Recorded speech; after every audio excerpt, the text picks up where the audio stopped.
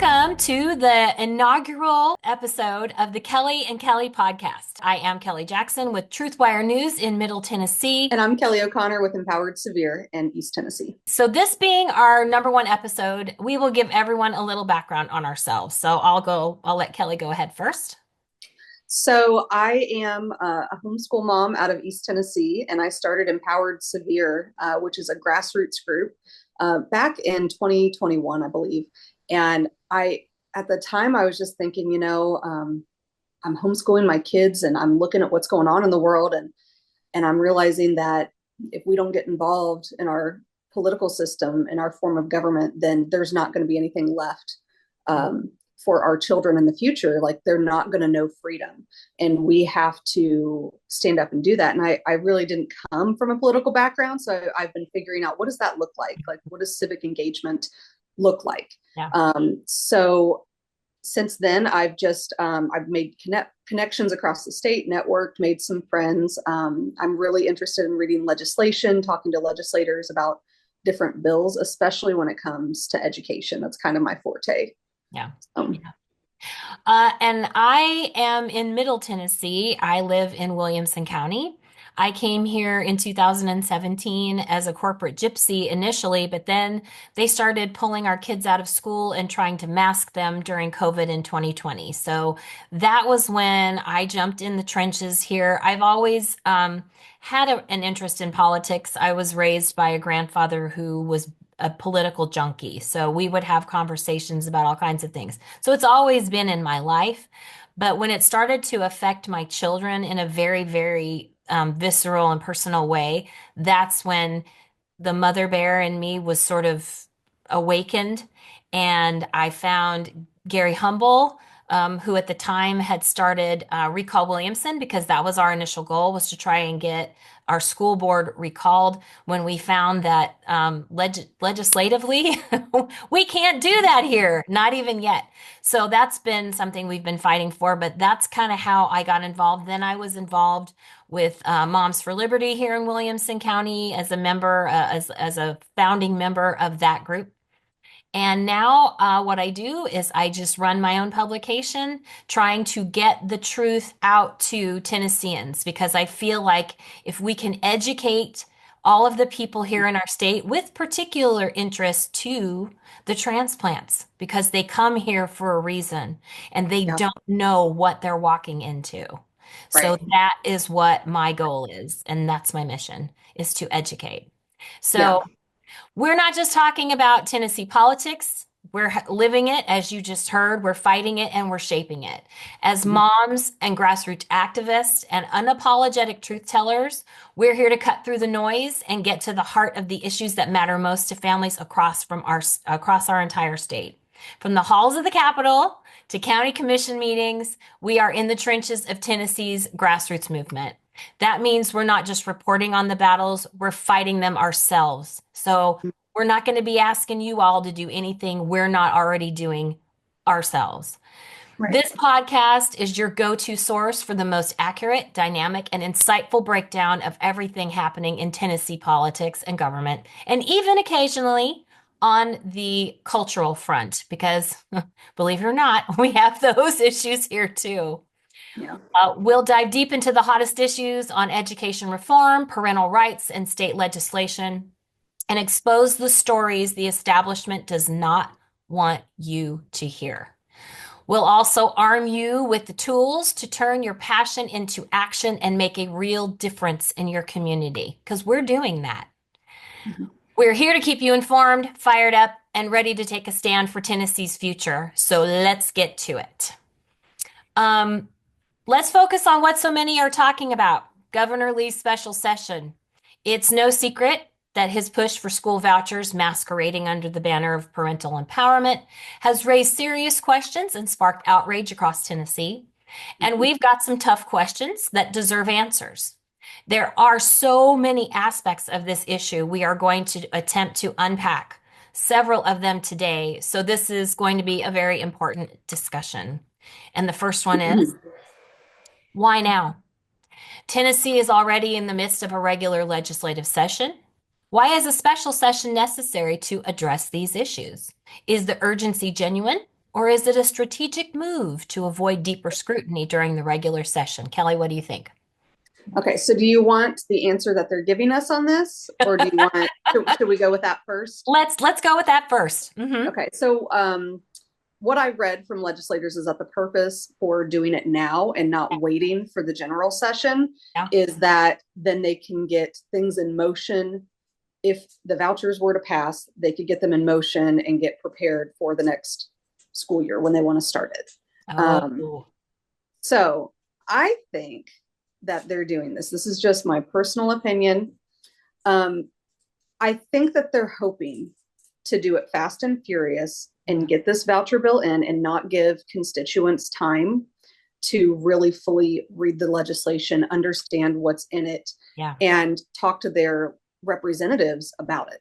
Yeah. I think that they want to try to limit discussion on this because what is this? Is this the third or fourth time that Yes. they have tried to pass the voucher legislation? They've tried in 2019, they Yes. tried 2024, and they might have tried in the middle of there. I can't remember. I think Um, so. Hmm. and it was shot down Yeah. both of those, at least those two times. And so they're going to try again, Yeah. you know, to get this legislation through. And I think that they just really want to limit the public Yeah. comment. Yeah. I also think that it benefits them because they know that the special session differs from the regular session Mhm. in the cadence and the rules that they have to adhere to during regular session. Mhm. The last session, the legislation didn't get through the regular session, and it was because there was enough pushback from enough of the representatives between the Democrats and some of the brave actual conservative Republicans, that they couldn't come to an agreement between the House and the Senate. There were just Mhm. aspects of the different bills they just could not marry the two, and they ran out of runway and they ran out of time. Yeah. Where with a special session, like you were saying, they can ram it through very quickly, fast and furious.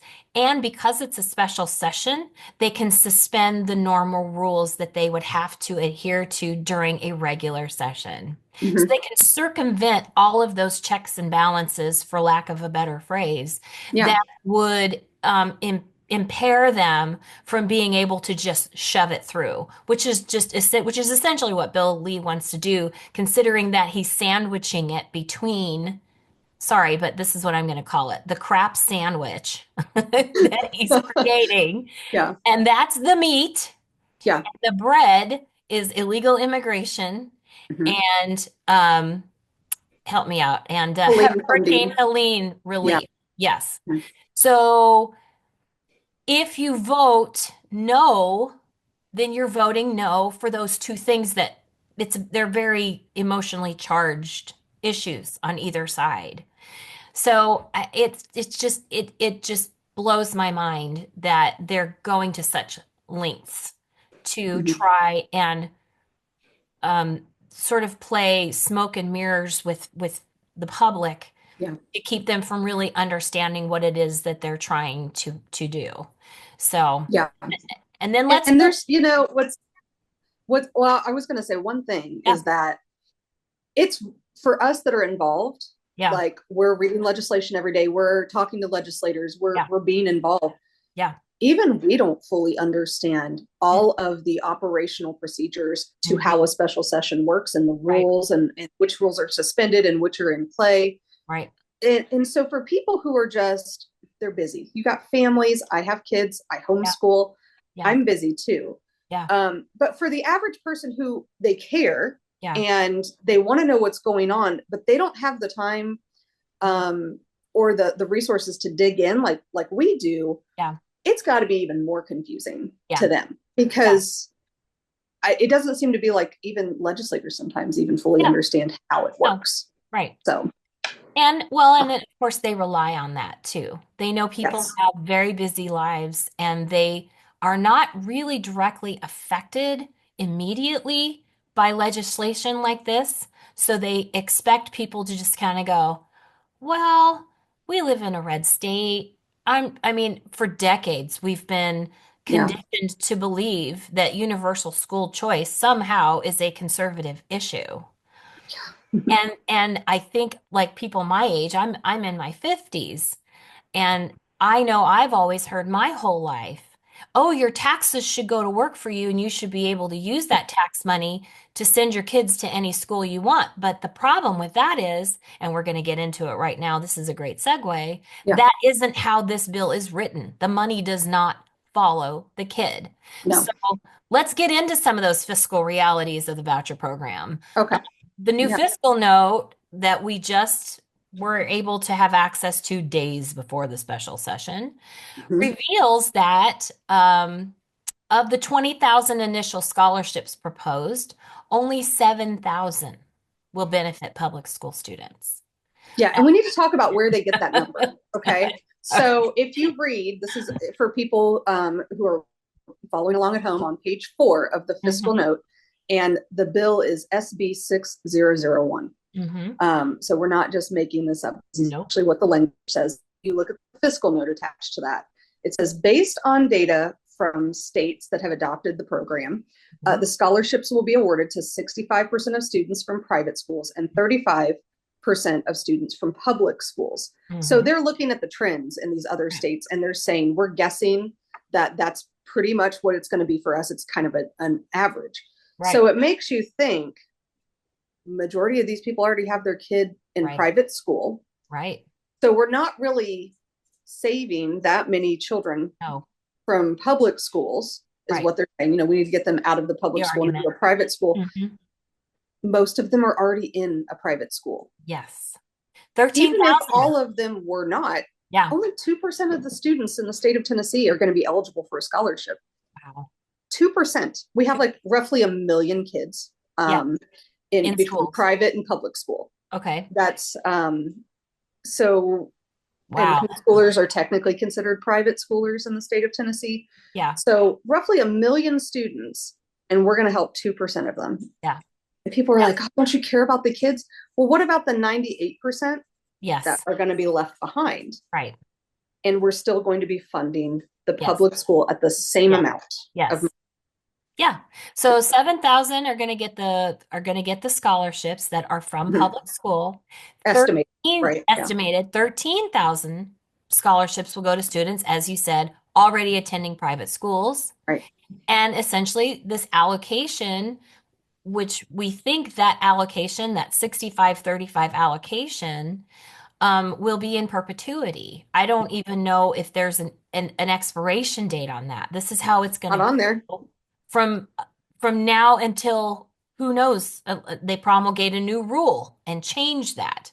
Yeah. So the question becomes, how is this allocation serving the intended goal of providing better opportunities for the underserved students? Because that's the premise for their entire argument, is we're going to take these kids out of broken public schools and give them the benefit of a chance. And I'm not saying that that won't happen for some kids, but as you just said, 98% of them are not going to benefit at all. Yeah. And the public school is still going to get the same money that it got, which that leads to the next aspect of this topic, is for at least the first year, which did we determine whether or not that this was going to be in perpetuity? I don't know. But at least for the first year, public schools will still receive funding for the students who withdraw and take a voucher. Yeah. So how can legislators justify what amounts to double dipping in taxpayer funds? Yeah. So we're going to keep no real savings. Yeah. No, this is not. So the whole thing, the money, we want the money to follow the child. Mm-hmm. Who's been saying that? Who's been screaming that ad nauseum? Everybody that's, prominently on the side of the, Americans for prosperity. We're talking about you. What does Trump call them? Americans for no prosperity, or I like to call them Americans for propaganda. So the money is not following the child. Your tax dollars are still paying for now an empty, potentially public school seat. Yeah. And you will also be paying for the voucher program. Yeah. And, we had talked about this before. We need to kind of stop for a moment and preface something, because I don't think that I see a lot of arguments on social media. Hmm. From our position as conservatives, Yeah. we agree completely that the public school system Yes. is broken. Is broken. That's Yeah. why I homeschool, Yeah. because I was a public school student. Of course, things were a little bit different back when I was in school, but Yeah. um, I believe the school system is broken. We have Yeah. a 28% literacy rate across the state of Tennessee Yeah. Yeah. in public schools. That's Wow. not good. One Wow. out of every four kids is on the level. So basically, 3 out of 4 kids are not reading at Mm. the appropriate age level. So we agree Yeah. that public schools have a problem. Yes. However, just because somebody comes with the solution does not mean that it's Well, the answer. So let's right. talk about some other ways Yeah. that people see this in play. Okay, Okay. so first of all, the Patriot Act. We talked about this. The Patriot Yeah. Act sounds good. We want to be patriots, right? But when you look Right. at it, it actually steals freedoms from you. Right. Right? Right. That was nothing good, but they wanted to market it as, Right. this is a good thing for the nation. Let's talk about Social Security. Yep. You need to be able to retire, but you probably aren't in a place to set aside money. So we're just going to take the money for you and we'll Yes. give it back to you when it's time for you to retire. Oh, and if you die before then, you're not Yeah. going to see that money anymore. Right. Or you may or may not get all of your money back. Yes. You And definitely won't, I don't think. right. And so people have a problem with that. Like, I'm paying into this, Yeah. and I'm not going to get my money back. So we see this where we think we have freedom to retire and we don't. Right. Universal basic income, that idea has been Gosh. thrown around for decades. Yes. And conservatives are adamantly opposed to this, rightly Yes. so, Yes. because we understand Yeah. what it means that you are going to get money even if you choose not to work. Right. Well, That's not a conservative value. Obamacare. Yes, that was the next one. Obamacare. Do you remember, if you like your doctor, You you can can keep keep your it. doctor. Hmm. And everybody who went on here, it's supposed to be affordable healthcare, but Yes. it was way inflated. Yes. It didn't cover hardly anything. Nope. And most people did not go into network with the government. Right. So people couldn't keep their doctor, Right. which is how vouchers will work. Right. They don't understand this. You're not getting a check for $7,000. No. No one's getting a check. You're No. not getting your money back. No. The schools, the private schools, would have to go into contract with the state of Tennessee Yes. and agree to regulation in order to accept students who have voucher dollars. So if Mhm. you want to go to a particular school and pull your kid out of public school and go to this private school, if they choose not to participate, you can't Yeah. go there. No. Is that really freedom? Now, if you had a check, Yeah. or if you had the money, then you could just pay for the tuition to anywhere. Yeah. But this is where the strings are added in. Right. The schools have to agree to regulatory oversight Yeah. in addition to what they're already doing. And this can change year over year. Yeah. So people understand when it was the Patriot Act, when it was Social Security, Yeah. when it was the idea of universal basic income, when it was Obamacare, Right. people understood these are not conservative programs. Conservative. But suddenly people don't understand that it's, when it comes to education, things are different. Right. Well, and I think part of that we can lay at the feet of establishment Republicans over the last 30-ish years who Yeah. have somehow, for some reason, and of course I think it has to do with somewhere around that time they figured out how to make education lucrative. Yeah. And it's like Section 8 housing. I know I've had people tell my husband who own apartment complexes, yeah, you buy these apartment complexes and then turn those into Section 8 apartments because it's guaranteed rent. You have this contract with the government and it's like a guaranteed nonstop infusion of money. Yes. And I think, and unfortunately, we do know the Republican Party, and for good reason, probably for years and years, were viewed as the party of greed. And I will tell you, as a Californian, native Californian, I watched that transform my state into what it has become. So that's part of the reason why you have so many conservatives now who can't manage to see school vouchers as basically, like you've called them, school stamps, Yes. a subsidy. Since when is a government subsidy conservative? Never has been. Well, and the thing that people say is it's literally written into the legislation. This is a welfare slash entitlement program. Yes. Okay. This is a welfare program. I don't know how we have gotten to the point where we have Republicans saying that another welfare program is a conservative value. Conservative. Well, But what people keep saying is, but I'm getting my tax dollars back. no, But you're not no. really. Yeah. First of all, if you homeschool, let's just assume that at some point homeschoolers were added into this bill. Yeah. The cost of homeschool is actually relatively inexpensive Yeah. for most people. Yeah. You know, some people buy more expensive curriculum, but let's just say the average person for elementary age kids, it's like $1,000 a year. The real cost of homeschooling your kids is the loss of income if you don't work. Right. So if you stay home full time with your kids, you're missing out on 50 to 100,000 or more of an income. Yeah.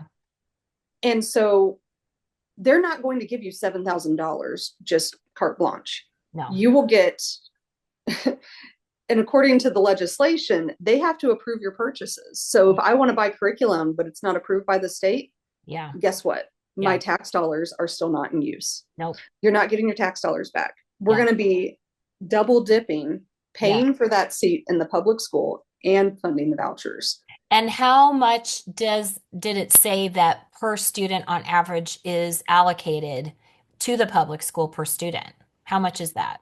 I know that the cost of the vouchers, or the amount that they could award, is up to $7,075. But the TISA funding varies. Yeah. And for people who don't know what TISA funding is, that is the amount of money that's allocated for each child that's in the public school. So they say that's what it takes, and it varies. Does that child have an IEP? Yeah. Are they gifted or special needs, or are they an ESL student, an English language learner? So those kind of things increase the value of a student, and they get more money. I think I read somewhere it's like 10 to 12 grand a kid. Yeah, is what they would ordinarily be. So when you do that math and you add the 7,000 to those numbers, you're really looking at a bill for the taxpayer of $17,000 to $19,000 per kid. Right. Yeah, because according to the language of the bill, it's on page 10, if anybody's following along at home. We'll make sure all of the links are in the description box on that are attached to this broadcast. Yeah. So on page 10 of SB 6001, in section 3, they discuss how schools will never receive less funding, even if a group of students or one student were to leave the school. So if you have a school system and 100 students leave to go to private schools, that school will not lose money. No. And it's interesting because one of the things that they say is this is a free market for education. This is how we create competition. In what free market do the customers leaving and that company continues to make exactly the same amount of money? Right. They don't suffer because you didn't choose them. They still get money from you, even if you don't purchase their product. That's not a free market. No. And I mean, free markets aren't funded with government money. Subsidies. No. So yeah. But they say, this is the one I love the most. A rising tide lifts all boats. That is something that they teach in colleges, I think, when it comes to talking about vouchers. And how are we encouraging the public schools to make changes if they maintain the same level of funding? Right. Now, for the people who say, well, do you want the public schools to fail? No. Nobody wants to be on a plane and have it crash. No. These kids are going to be running the world someday. The majority of kids are in public school. Yes. You would be crazy to say that you want that to fail. But what I would like is what they call accountability. Yes. Who's responsible for the maintenance of schools in Tennessee. Like it's written into our state constitution that it's the General Assembly's job. Right. So if the General Assembly agrees by saying kids need to leave public schools, they're basically agreeing that they haven't done their job. Yeah. They have not managed the public schools well. So we're going to allow those people to say, hey, we messed up and let's just start over. Yeah. Now we're going to offer these vouchers in exchange for more regulatory oversight of the private schools and homeschools that are doing good. Yeah. Governing them harder is going to make the public schools better. The logic is not logic. It's not logicking. No, the logic is not logicking. The math ain't mathing and the logic ain't logicking. No, it's not. So, and then the thing that you and I had discussed before is I really feel like in last session, we defeated this bill. The Grassroots as a whole got together and we helped to defeat this legislation. But what I found strangely curious is that with all of the money and resources that the Tennessee Education Association has at their disposal, that we did not see them throwing the millions and millions of dollars at this issue that we see outside organizations that are supposedly conservative, like Americans for Prosperity or American Federation for Children or Jeff Yass, throwing millions of dollars at races and trying to stack the deck. We were just sort of gobsmacked. I remember having a conversation about it, going, where's TEA?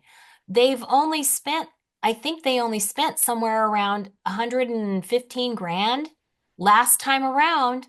They had a lawyer show up to the hearings, and of course they gave their spiel about why vouchers are bad and they're going to hurt the public schools. But I think they've read the legislation, so they know as well as we do, the public schools are going to get the same amount of money that they always did.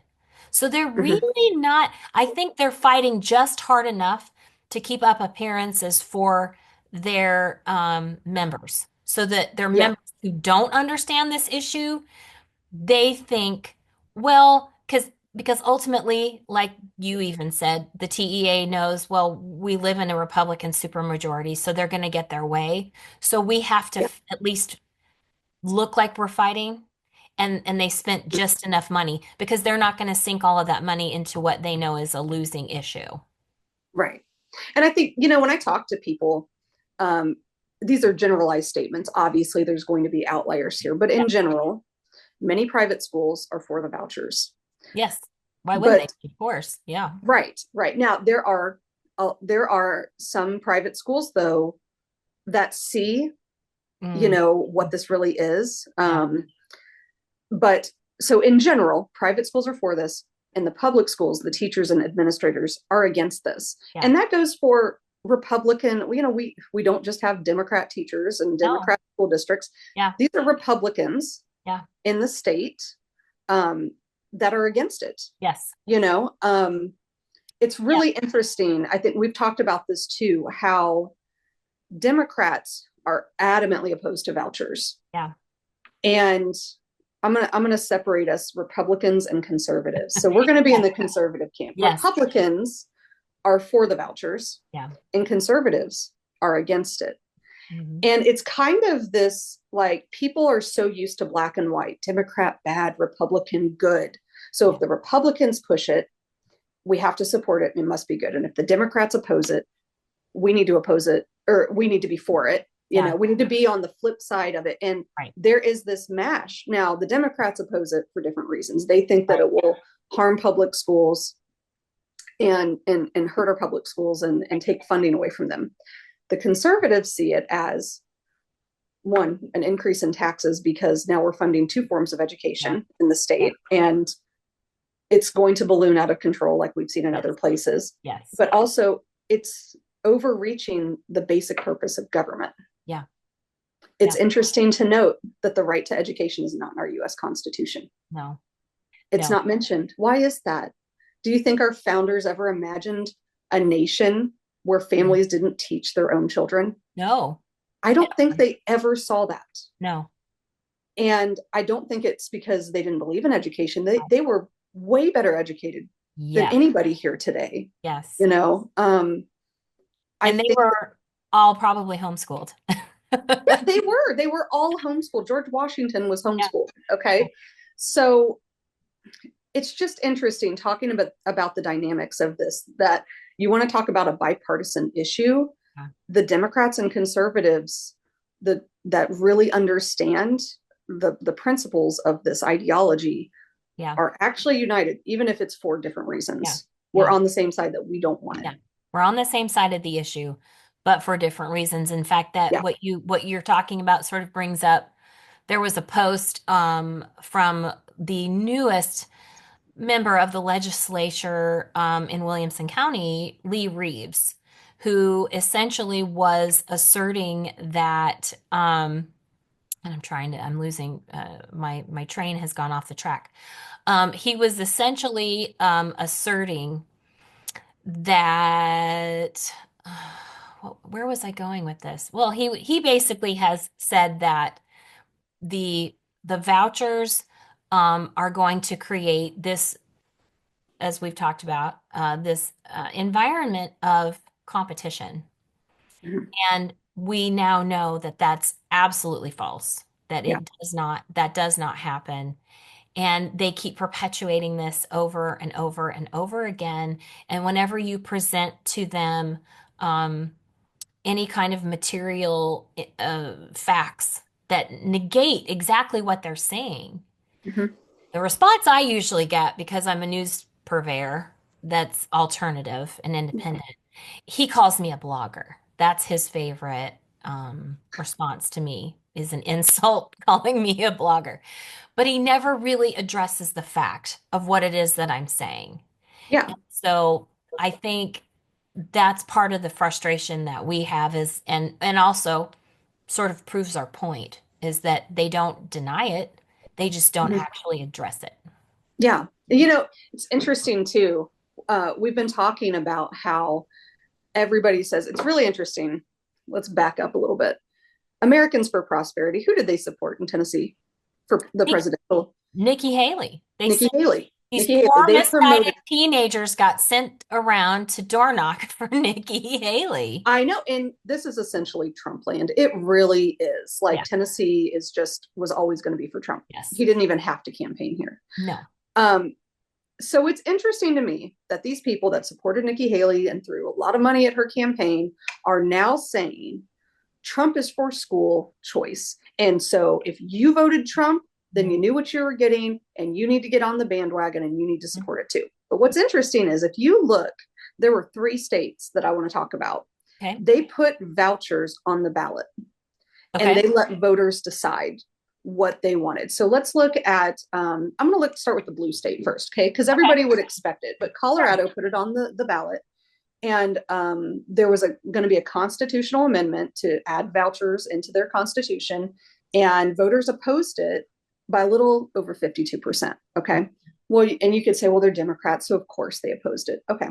Let's look at Nebraska. This was all last November. These Yeah. 3 states I'm mentioning, this happened last November. In Nebraska, voters repealed a voucher law with 57% voting against it. Nebraska voted for Trump in a wave. Okay. They were not just kind of red. They are very red. Yeah. So we have an entirely red Trump state, and 57% of the voters did not want vouchers. Right. Interesting. Kentucky, again, last November, they put it would have been a constitutional amendment to provide, private school funding. 65% of voters opposed the bill. Every single county in Kentucky, which I think is about 120 counties, opposed this amendment. Yet they voted for Trump. Yeah. Overwhelmingly. Yeah. So what we're seeing is, yes, people like Trump and people wanted Trump in droves, but they also are saying we don't want vouchers. And we're seeing these polls like the Beacon Center saying that Republicans in Tennessee overwhelmingly want it. Yes. And my question is, we have to define school choice. So what are they asking people when they call in? Are they saying, are Right. you for school choice? I would say we already have it. I choose to Yeah. homeschool. Yeah. I have the I, freedom to do yeah. so. I'm a public school mom because my Yeah. kids all have IEPs. Mhm. So that was what we Yeah. chose. Right. And I mean, in this case, the vouchers probably wouldn't help you out very much. No. You Well, know, kids with IEPs or kids with special needs are left out. exactly. Yeah. I mean, we had a mom testify last year in committee in Tennessee Hmm. that she had tried all these different private schools and none of them would accept her son Hmm. who had special needs because the private schools aren't really set up to No, accommodate them. You wouldn't want to just throw your kid in there no, with people that don't have the means they don't to have help the them. resources to Yes, the address resources. the issues. Yeah, no, that's the thing about public schools. With the exception of here in Nashville, we have Murray Ingram, which, by Mhm. the way, 45 grand a year. So that little $7,000 voucher is Mhm. not even going to make a dent in what you would need for that school. Right. But the reason that we, first of all, they have the resources. Public schools have Yeah. more resources for special needs kids. Even The if it's not the best, they have more. Right.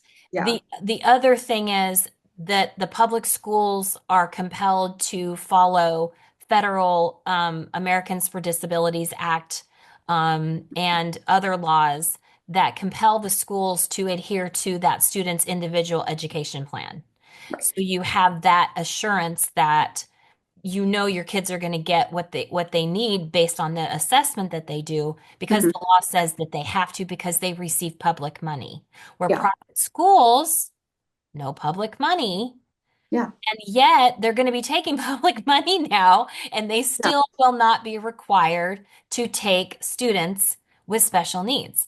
Yeah. And I just Yeah. don't know how you sync that up. It's interesting they call this the Education Freedom Act, Yeah, right? yeah, But we already have the freedom to choose. Now, I understand though, there are people that wish they could homeschool, yeah, but they can't afford it because maybe they need to work or they're a single parent. There's a lot of different reasons. yeah. I completely understand that and I sympathize with those people. But nowhere else is Hmm. this, if you want a car that is a different model or better, how do you get it? Either take out a loan, Hmm. save up and pay for it. Hmm. And that's just how life works. It works that way with housing, Right. and if you do get government assisted housing, it's not great. You're not No. living in a fancy house. You're not living in, Right. a lot of times they're very rundown. Right. When they're saying we're going to pull these kids that are in really bad communities out of poverty, Yeah. if you're living in a community and you are very poor, Yeah. you are now going to have to, like, the average private school is what, 12 to 15,000 Yeah. for most. Like you said, there's Somewhere one in for there. 45,000. Yeah. Here in Tennessee, anyway. In other places, yeah. But here in Tennessee, Yeah. So might cover half, maybe. if you're really truly poor, Yeah. that $7,000 is not going to be enough. You're still going to have another 6 or 7,000 for tuition. Yeah. Now all of a sudden there's no school bus. You have to take your child Yeah. and arrange transportation. There's no free lunches. Nope. So if you're used to getting a free lunch for your child, Yeah. no more. And No. they will not have any additional funding to cover that. No. That's why I believe most of the people that are already in private schools take this, because the poor people, it still doesn't help them. No. And instead of focusing our efforts on figuring out why are these schools failing, are we talking to the teachers? Are we talking to administrators and Yeah. asking them, hey, do you feel like you're unable to teach effectively because maybe Yeah. we have too much legislation, maybe we have too many regulations? Right. Why are they not working to fix the public Right. schools Well, and make them better? I think I think that would probably be because the colleges where these people are coming out of don't actually teach these people how to teach. I have a coworker at my corporate job that I have that I have to have, who used to teach second grade. And that was something that she and I were discussing is she says, when we were kids, we learned 2 + 2 = 4. Now with the new math, they teach you this this other way to do it's the new math that teaches you critical thinking skills. Mhm. And it's about 10 extra steps to solve 2 plus 2 equals 4. And when you take a test, what they're testing you is not whether or not you get the right answer. It's whether or not you get the right answer by doing the steps that they told you you had to do. So they're Mhm. not really testing you on whether or not you know the answer to the question. They're Yeah. testing you on how well you understand the way that they've tried to propagandize you to figure out what the answer to the question is. And Yeah, it's that's Common not, Core math, and we've yeah, never really gotten rid of it. They yes, said we no. got rid of it. Oh, yeah, We no. just renamed it. Yeah, no, Yeah. exactly. In fact, Bill Haslam was responsible for that. He Mhm. said, I'm going to get rid of Common Core. And in reality, all he did was have the legislature write a bill that, like you said, they remarketed. Mhm. They tipped off the curriculum companies so that the curriculum companies could remarket it as something else. So Yeah. then it would give the state of Tennessee the ability to just keep purchasing those same materials called something else, Right. just not Common Core. So, Yeah. in fact, when I talked to James Lucente and Trisha Lucente, who are the parents who initiated the lawsuit against Williamson County Schools to get wit and wisdom, Penny Schwinn's wit and wisdom out of Williamson County because it's loaded with CRT. Actually, the biggest issue that the judge had in that lawsuit was having the understanding that Common Core is still in Tennessee. He told me that when the judge realized that, the judge said, wait a minute, we still have Common Core in Tennessee. Yeah, We're we did. not supposed to have Common Core in Tennessee. So, really, if that lawsuit is able to move forward, which they're struggling to do because those things cost money and nobody seems to care, and so they're not helping to fund this. But that's really, if it moves forward, it's going to be more geared toward, hey, there's really laws here that say you're not supposed to have Common Core in Tennessee, and that's what it will be predicated on should it move forward. Yeah. So, I mean, we have a long and storied history in the state of Tennessee, it appears, of writing legislation that looks to have something on it's a veneer. Mhm. It's a veneer of substance when in Yeah. reality it's just a hollow shell. There's no teeth in the No, legislation a lot of times. no, There's there's an angle I want to come at this from sure. when we're talking about the public schools. And there is a Bible verse that my friend pointed out to me. Proverbs 27:12 says, "The prudent see danger and take refuge, but the Mhm. simple keep going and pay the penalty." Yeah, so So profound. for everybody who's like, Mhm. why do you care? Just don't take the money. Just don't take the money. It won't affect you then. Don't take the money. So Sweden is a great example. Have you looked up the history of Sweden and school choice? No, no, I've heard bits and pieces here and there, but I haven't. So please I'm going to tell give me. you the Cliff Notes version, but Okay. people can go home and investigate this. Okay. They are a great example of how school choice actually eliminates choice and it takes away your freedoms. So back in the 90s, Sweden enacted school choice. Like, this is a long time ago, right? What is that, 30 years ago? Yeah. Okay. They enacted school choice. And it was kind of like how it is for us right now. Yeah. Not a ton of regulations, definitely Mhm. left the door open for that. Mhm. Um, it took 20 years and they made homeschooling illegal. Now, but wait, they have school choice, right? Like, you could choose, right? No, homeschooling is illegal because the government determined that they provide a free and comprehensive education. It's not needed. And Wow. it's interesting to note, most people hear that homeschool, not all, but most are doing it for religious reasons. In Sweden, they don't want to homeschool for religious reasons. No. They just think that it's better, and it Right. is, because the schools are not great there either. So by 2010, 2011, homeschooling was made illegal. And they actually have Mm. like refugees leaving the country to try to homeschool their kids, because if you're caught homeschooling, they will arrest you in Oh Sweden. my gosh. So, but it goes further than that. So they do have private religious schools in Sweden. Hmm. And if they take government dollars, they're not allowed to pray. They're not allowed to teach the Bible. They have to completely remove what makes them a Christian school out of everything. And they have to teach the standards and curriculum that the government has chosen for them. So, coming back to America, Yeah. we've seen Canada's very similar to, I'm still looking into them, but if you take money there, Yeah. you give up a lot of freedoms. And if you're a Sure. Christian school, there's things that you can't do. Right. And people are like, well, we're not Canada, we're not Sweden. But we would be foolish Yes. To to believe. not look at the patterns Right.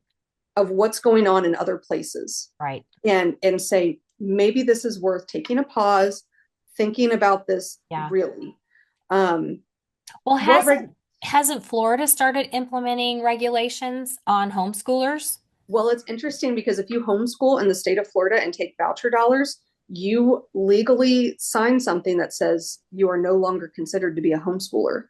Really? Yeah, it's Wow. very interesting there. So people are like, well, what regulations? So part of the bill and I'm going to pull this up because I want to read the Okay. language for Yeah. people that Yeah. maybe you glossed over this and didn't really pay attention. I'm trying to find it here. One of the things with this is the testing element, Yeah. and they call this, accountability. Um, but part of the bill says that a school has to administer a test. Yeah. Okay, here it is. As a condition of receiving a scholarship, recipients in grades 3 through 11 must be annually administered one of two options: a nationally standardized achievement test that is aligned to the respective private school's instructional plan, comma, as determined by rules promulgated by the State Board of Education, That's the or key they phrase. can administer the TCAP test Mhm. required for whatever grade they're in. Okay, so a lot of people have said, well, I really don't care about that because my private school does testing anyway. Yeah. First of all, choosing to do private testing or to do testing and being forced to do private or to do testing Testing. in a private school are Yeah. two different things. Yeah. They're saying here literally, it can be aligned to the school standards as determined by the state. Right. So this is where after the legislation, the ink on the legislation is Yeah. dry, Right. the rules can be promulgated Absolutely. and there's no guardrails Yeah. right here. Yeah. And while they're not saying anywhere in this bill that schools would have to teach a particular curriculum, everybody knows Yes. that the tests are aligned to the Yes. standards that are in the curriculum. So Yeah. if they want to do good on their testing, Yeah. they're going to choose the curriculum that supports that test. Yeah. And they have to because they have to justify their existence. That's what Right. standardized tests do. Yeah. So here's That's what's all going they to happen. for. Yeah. I mean, it's based on standards that are set Yeah. by the government, right? Yeah. So when they say, well, they're not telling me what curriculum to use. No, but if you want to do good on the test, Time. these schools are going to have to make sure that what they're teaching is in line with the test. Yeah. And Teaching to that the is test. they teach to the test. Yeah. Yes. Yeah. And that is where we see that is an open door Mm-hmm. for Absolutely. Yes. the government to come in. These Yeah. rules that are promulgated, Yes. and people are like, well, what is that? That's Yeah. like a separate group of people Mm. that come in after the legislation is done. These are not elected officials. No. They're not elected, they're appointed. And so they're not really accountable to you. A committee. Some kind Yeah, of it's a committee. committee, and they can go in and they can make up rules about Mm-hmm. a laundry list of things. Well, and that is where the strings are. That was something else that Lee Reeves lied about on X. He said that new legislation would have to be proposed and voted on. That if there were if there were going to be anything new imposed on people, like specific kinds of curriculum or whatever, it Mhm. would have to be re-legislated. Mm-mm. No, it No. wouldn't. That's a lie. That is a bald-faced lie. Well, is he lying, or does he not even understand how the process works? No, and Which either one is bad. I'm not gonna, I need to be careful here because I don't want, I'm gonna say what he said is not true. Mhm. Now, whether or not he understood that it wasn't true, I can't confirm because he doesn't speak to me. But Yeah. I did point that out to him and say, well, I pointed out to him, every other representative in the House that I've spoken to about this bill has told me that that is not true. Hmm. That just that's required is a promulgation of new rules. And Yeah. then imagine a Tennessee several years from now that maybe has turned blue again. Hmm. What Yep. do you think that's going to look like? Exactly. They're going to start promulgating new rules and maybe requiring particular curriculum or requiring that private schools start teaching SEL, which is a whole nother Oh conversation. yeah. If you don't know what SEL, social emotional learning Yeah. is, Yeah. which is in, Yeah. I believe, every public school in the Yeah. state of Tennessee. Yes. And I know it's in my kids' school. yeah, it's in Sevier County and they teach it here too. Mm. So what if they start requiring that? And then what you've done is, I think a lot of times that in the beginning, the rules are not so much, Right. but I think it's like Right. drugs. They want to get people hooked on the money. They Yeah. want to get schools hooked on it. Yeah. And the real threat is, let's say you have a Christian school that says, we're going to take the money, but if the strings become too great, Yeah. we'll stop. Okay. Right. So let's just move down the line and say we're 5 years in Yeah. and 75% of your students take vouchers. Yeah. The only way that they could come to the school would be with that program. So Right. you can now say we're no longer going to accept vouchers, but then you have Yeah. just put yourself out of business. Absolutely. Your doors will shut. You will, Yes. and all of the implications of that, Kelly, think about it. Then you've got to lay off these teachers and Mhm. these anybody who makes their living and supports and feeds their family and keeps a roof. And guess where they'll probably go back to work? Yeah. At the public school. At the public school, at the Yeah. public school, which Yeah. you raised an interesting topic there for a second, which is the um, the the distribution of these funds for schools Mhm. that would pervade different kinds of either religious, well, for example, a Muslim school, Yeah. or That's a like hot topic right now, we've isn't yeah, we've seen schools here. Actually, I think we've seen schools in Nashville as well that are affiliated with the Episcopal Church it? Hmm. that push the LGBTQ agenda. Yeah. So that's definitely an issue in Well, that. and we already have, for people that don't know, and I know that everybody's focused on this one Muslim school in Shelby County. Yeah, It's currently taking vouchers, which means your tax dollars and my tax dollars are paying to go into a Muslim school. yeah, But that's not the only Muslim school taking vouchers right now. We have one in Nashville and we have another one in Chattanooga. yeah, And those are the three counties, Davidson, yeah. Shelby County, and Hamilton, that take vouchers. Hmm. And they each one have at least one Muslim school that Yeah, is taking vouchers, is yeah, taking taxpayer dollars. yeah, Knoxville has a Muslim school as well. I wouldn't be surprised if vouchers were passed that they would take it as well. sure. Um, but yeah, the Democrats are always like, we shouldn't be paying to fund Christian schools.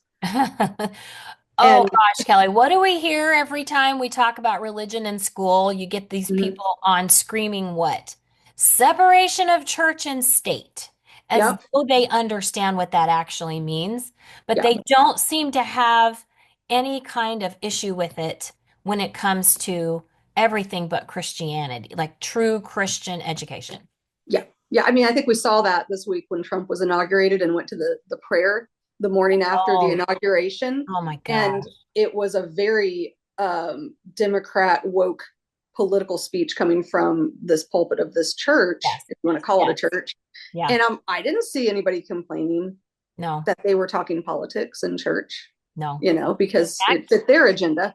Yeah, it So, it it it was lauded. She was being brave, and oh she yeah, she was giving the president the what for and really putting him in his place. yeah. So, It was entertaining to see video from that and watch the faces of Trump and his family and JD Vance and his yep, family yep, sitting there yep, very much in disagreement. yeah, But to, I digress on that point. But yeah, we have Muslim schools already, and they are category 3. There are different categories of education. in the Tennessee code. They are category 3, which is covered under the current voucher bill Mm-hmm. legislation for the 3 counties, and it's Yeah. in this new one for the special Yes. session. The Muslim schools would still be getting funding, because I've heard that some legislators have been told no, Muslim schools will not get tax dollars. They're in a different category. Yeah. No, they're not. I looked them all up. They're all in category 3. You can go look at the list of non-public schools for the state of Tennessee and find them yourself. So I can back that up, that more Muslim schools will be able to get money. Yeah. And on the flip side of this, our liberal, those on the other side of the aisle, like, the guy at the Tennessee Holler, the real Democrats here in Tennessee, they take umbrage with the fact that the tax dollars would also go to Christian schools. We fear our Christian schools being tainted with non-Christian ideologies because they're taking government money, where they fear that they just simply don't like, say they're atheists. They just don't like that their tax dollars are going to what they perceive as a school that teaches an ideology that they don't believe in. Like, they have no choice as to whether or not their money is being funneled into those schools. So I get that. It works. It swings both ways. It swings both ways. Mm-hmm. Yeah. And it really does feel like if we could just, which I see some, synthesizing between the two sides on this one issue, because nobody wants, I'd say 2/3, maybe 3/4 of Tennesseans do not want this. No. And all of the efforts and money that have been put into getting it across the line, to me, are evidence that they know this is true. And one of their tactics. I mean, like, the real answer is, as much as we can, try to come up with actual solutions. So I'm going to come up with my very unpopular solution. If people were just taxed less to begin with, why do we have to give the government money? They're telling us that they're handing it back, but they've got strings or shackles attached, to that. Why can't I just keep my money to begin with? Right. A tax credit, something like that. Maybe I pay less in property taxes. Why can't I just keep my money to begin with and use that how I see fit? Now, in Tennessee, we don't have an income tax, right? No, and we have such low property taxes, which that's just more evidence that this is a subsidy, because I have 3 kids, like Gary has, we've gone over this math before. I have 3 kids. That would be $7,000 a kid. That's $21,000 a year. That's 10 times more in property taxes than what I I don't 10 times more than what I pay in property tax. I don't pay anywhere near that. Now, in Texas they do, but for public in Chicago they do. But here in Tennessee, that's why people come here. They like those nice low property taxes. And so, well, we do have kind of high sales tax, like over here it's 9.5%. Yeah. What if people had a card to when they go to the register, but they don't have to pay sales tax, and it goes into an account that they can manage however they want, without the strings? Why can't we just keep our money to begin with? Which, that's a great question. I think that's a truly conservative principle. Tax cut. Keeping your money and not giving it to the government. Because that's what they're saying, right? This is a return of your tax dollars, but it's really not. It's it was interesting. Last year, American Federation for Children was doing phone calls, and they called me. And I don't know why they called me. They had to have known. I thought they missed you. And I kind of played dumb, and I said, so what you're telling me is if I supported this and it passed, I'd get like a check for my kids? And the girl on the phone said yes. Oh. I wish I had recorded it. I could not believe it. I finally said, okay, I have to tell you, I've researched this and that's not accurate. Is that what they're telling you to say? And she was kind of didn't say anything. And so I said, look, this is what the bill says. Were you aware of this? And she goes, no, that's not what they told me at all. Wow. And I said, that that's the problem. And I said, people think they're getting a check that is their taxes returned. Right. This is going to go, the way it works is the money is into an account that's managed by a third party. So we already know who's going to get the contract, and Student First Technologies. And from that account, it can be dispersed to pay for things Right. as approved by the state. Which you would have to submit that request. They would have to review the request and determine Yeah. whether or not it qualifies. Yes, and these are the things that aren't in the bill that you have to know how it works, you know. Yeah. It's interesting too, the Student First Technology. I sent you an article. Arkansas, Yeah. this is a small company out of Indiana that manages voucher ESA programs. And Arkansas actually had them under contract to do their program, their voucher program. But what was interesting is that Arkansas canceled the contract because this company, they canceled the contract because they were not able to meet deadlines. They didn't have the system up in time for parents. They were not approving purchases and getting reimbursements out. So we could be looking at a potentially logistical nightmare as well. Yeah, because it's in the fiscal memo that the state of Tennessee is already in contract with Student First Technologies through 2028. And they currently manage the 3 counties. And so I think we would end up paying them. I'm not sure if it's over the term of the contract or annually. It's like over $3 million. Wow. So not do a good job, apparently. Yeah, and they're not doing a very good job.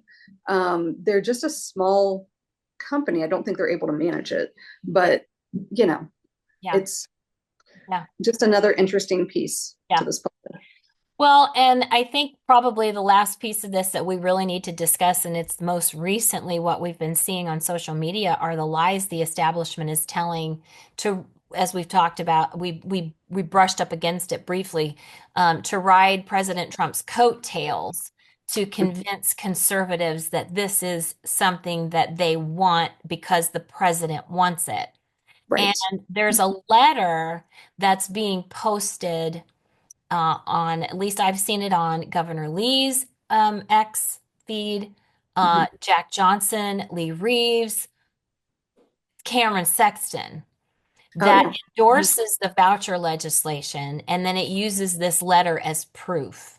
So what some of this letter says, let me just read a little bit of it. And it says, Dear Lieutenant Governor McNally, so Governor McNally, who we won't even get into Governor McNally today. That's a rabbit hole. Oh, yes, Speaker Sexton. President, and this is from, I don't even know who these people are. I would have to really dig into this, but they're called America First Policy Institute. Now, my first inclination when I hear this America First Policy Institute doesn't necessarily mean, even though they call themselves America First, that they're necessarily affiliated with Donald Trump in any way, shape, or form. So I would have to actually research that, because you and I both know that just because something looks one way doesn't mean that it actually is what it looks like. Yeah. So it says, President Donald J. Trump called school choice, the civil rights issue of our time. To that end, the America First Policy Institute is committed to supporting President Trump's call for every child, regardless of their zip code, to receive a quality education, and for every parent to have options when it comes to their child's education, regardless of their economic status. We are looking to states like Tennessee to lead on this critical issue. AFPI wholeheartedly supports your efforts of what we're doing, and that of Governor Bill Lee to enact the Educational Freedom Scholarship Act, because we agree that every Tennessee parent deserves to be empowered with school choice for their child. In fact, a recent poll from our friends at the Beacon Center of Tennessee revealed that 67% of Tennesseans agree, which is total BS. As the conservative leadership of the Tennessee General Assembly convenes on January 27th for a special session to champion school choice, Please know that AFPI stands with you. Your leadership is the embodiment of our motto, America First Always. And I'm not going to bore you with the rest of this stupid letter. But frankly, this doesn't say anything about, I mean, it doesn't, as far as I know, based on what President Trump has actually said, and this and the other thing that they're trotting out, and I'll make sure that it shows up in our video. They're trotting out an old tweet from 2019, the first time they tried to pass this legislation. Mm-hmm. And he mentions the words school choice and Tennessee is going to get this done or something. He didn't know what they were trying to do. He just thought, oh, great, school choice. As you have said, he's looking at it from a 20,000-foot view. Yeah. Doesn't understand the nuances of what it is they mean here when they say that. Yeah. What he means when he says it, which is what I think he means when he says it is, we're going to do away with the Federal Department of Education and we're going to get them out of your business in your state. And Right. we're going to let you educate your kids how you see fit there in Tennessee. Mm-hmm. And what he doesn't understand is that when you have a state that's loaded with establishment Republicans who really are only all about their self-serving agendas, Mm-hmm. and in Bill Lee's case, a lackluster term as governor, and he needs himself a legacy, they're going to try to pull things like this and trot out letters from an organization we've never even heard of. And somehow they're fancy, like stationery and their stamps and gold embossed. I mean, it's like it's official, Kelly. It's really official. like, wait a minute. They are legit. It's official. Yeah, I can write something on a piece of toilet paper and use it the way you use toilet paper, and it's probably about as official as this piece of paper. Yeah. Well, it's where we go back to what is the definition of school choice? Right. You can go on the Tennessee website. I'll send you the link. They actually have school choice options in Tennessee, and they list public, private, and homeschool. Right. Because we already have school choice. I choose to homeschool. That does cost me something. It costs me an income. I can't work a full-time job and teach my children. Some people can. I have friends that have worked full-time as a single parent and homeschooled their child. Wow. They sacrificed big. It is a sacrifice to homeschool your children and not have an income. Yeah. But we choose to homeschool because we have school choice already. Yeah. And if the majority of this money is already going to kids that are in private schools, how are we enhancing their freedom? How are we giving them more freedom than what they've already choose to exercise, right? Because it's a choice. It is a choice to exercise. Yeah. You can send your kid to public school and you don't have to pay anything extra, outside of supplies, or you can choose to make a bigger sacrifice in private school, which is expensive. Yeah. You can choose this. We already have this. What does Trump mean when he says school choice? He doesn't define it out and lay out what he means. So they're very presumptive in assuming. I've never heard about Trump talking about vouchers. Maybe he did at some point. I haven't. No, I've never heard him utter the word voucher. And to conflate or education savings account, right? Anything like that. No, he's just like, hey, I'm going to return. And that's, I think, one of the reasons that, so many like myself, we love him being president again so much is because that was the promise. I'm going to return all of these things that the federal government has decided they want to manage for you.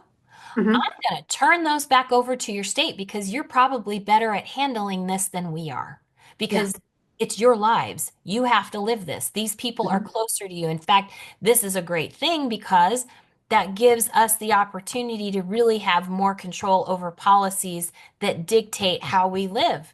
Because it's much easier for me to go to Cordell Hull, although for some people it might make you want to throw up just walking into that building.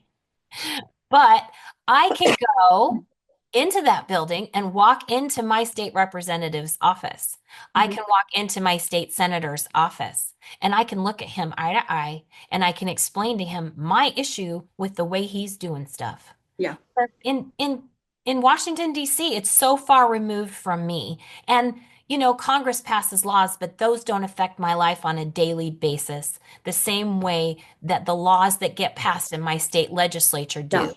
So while we're so excited about President Trump being back in the White House, that does not mean we lay down our mantle and we just stop fighting because everything's cool now and we don't need to do anything else. In Yeah. fact, it means we've got more to do. Yeah. And I absolutely voted for Trump both times, or I should say all three times.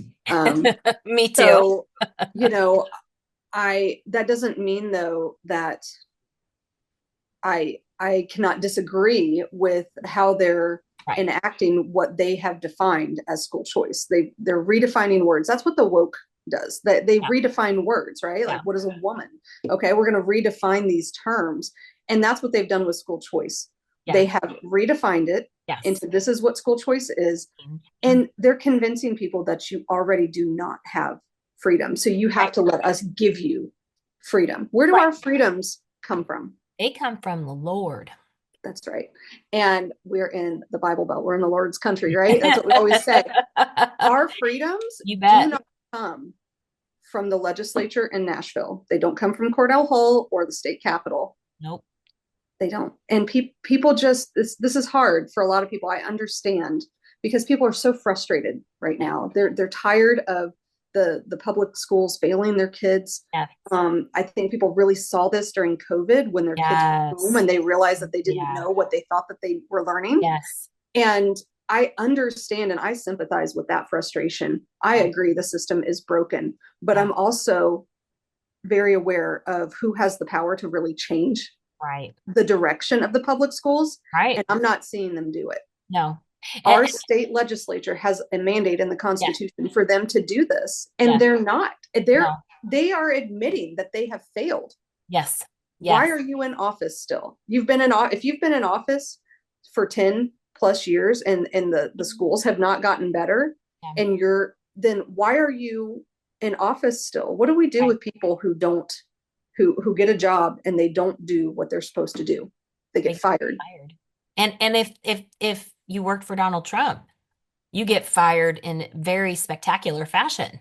Yeah. So, you Yeah. know, yeah, yeah. No, completely agree. Completely agree. Well, I mean, do we have anything else we want to round out this conversation with? Maybe a call to action? I think that people have absolutely got to let your legislature know. Don't assume that they already know. Let there be a paper trail. Yeah. Email and call them, and if you can meet them in person, do that too. But Yes. they are running this session through so fast Yes. that I don't know how much time you really have. Yes. So call and email and bombard them Yeah. with no, we do not want this in Tennessee. Yeah. It's not a conservative value. No, no. And the way that you would get in touch with them, it's very easy. Mhm. I can provide the link in the description box, which I'm going to try to remember to do. But the best way to do it is just Google it. How do I find my state legislator? And what it will do is it will bring to you the Find Your Legislator tool on Mhm. the Tennessee State Legislature website. Which is really an awesome website. It is. It's Yeah. very user friendly. It's easy to find. You can click and find your legislator. You can find the bills they're sponsoring. You can read all those bills and Yeah. you can be informed about what's going on in your district and who your guy or gal is. And Mhm. then you, if you feel so led, can hold them, to account. So, Or the Go Vote TN app. That's a really yeah, good one. People can download, you put in your address, and it will list all of your representatives yeah, from DC to Nashville to your county yeah, and city. yeah, And it has their emails and phone numbers. It's a yeah, great app, assuming that they have updated it since this last election. yeah, So for people that are new to the legislature. yeah. Well, I think that's going to do it for us today on this episode. We are so excited to be here and to be able to come to you. We're hoping to try to do this every week to bring you the issues that are at the forefront of what is currently going on in Tennessee, in our government, in our legislature, and even in our culture. And it's really going to focus on families and parents and kids. And Mhm. what you can do to be active. I know that sometimes is a scary concept for people Yeah. because they think that they're not capable or they think it's too scary. Trust me, when you know what you know, it will motivate you to act. And Yes. we know that parents in Tennessee want the best for their kids. Absolutely. So Yeah.